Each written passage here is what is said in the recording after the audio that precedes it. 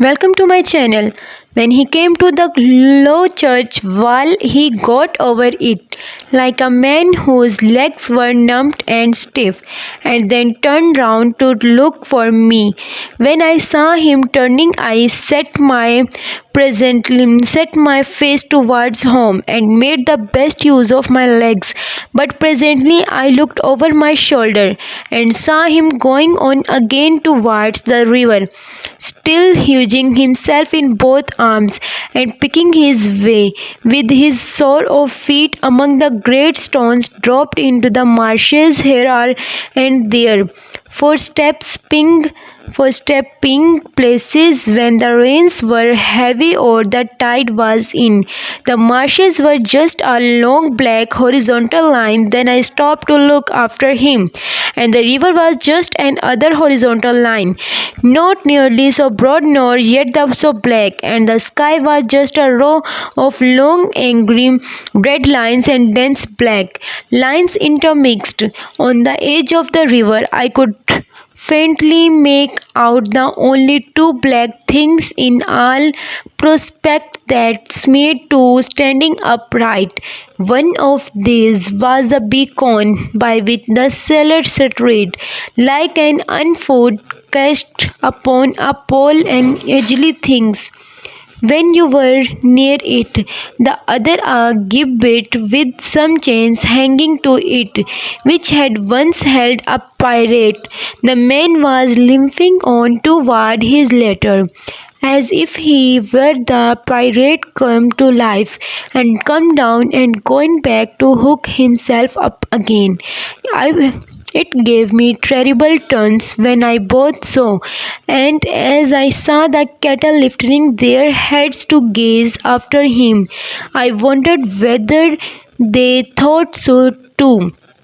I looked all around for the horrible young man, and the clouds seemed no signs of him. But now I was frightened again, and can run home without stopping. My sister, Mrs. Joy Gargery, was more than 20 years elder than I and had established a great reputation with herself and the neighbors because she had brought me up by hand, having at that time to find out for myself what the expression meant, and knowing her to have a hard and heavy hand, and too much in the habit of laying it upon her husband as well as upon me. I suppose that Joy Gargery and I were both brought up by hand. She was not a good looking woman, my sister, and I had a general having at that time to find out for himself what the expression meant, and knowing her to have a hard and heavy hand, and to be much in the habit of laying it upon her husband as well as upon me. I suppose that Joy Gargery and I were both brought up by hand.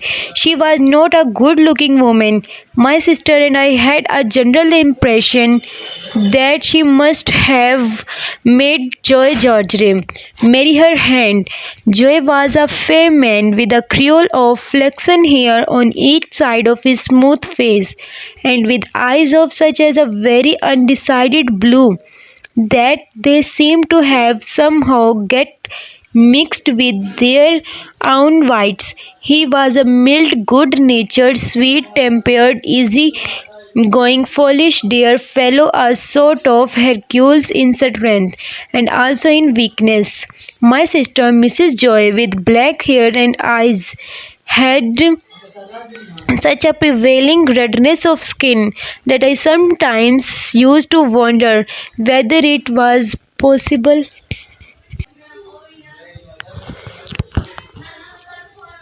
she washed herself with mutigen grater instead of a soap.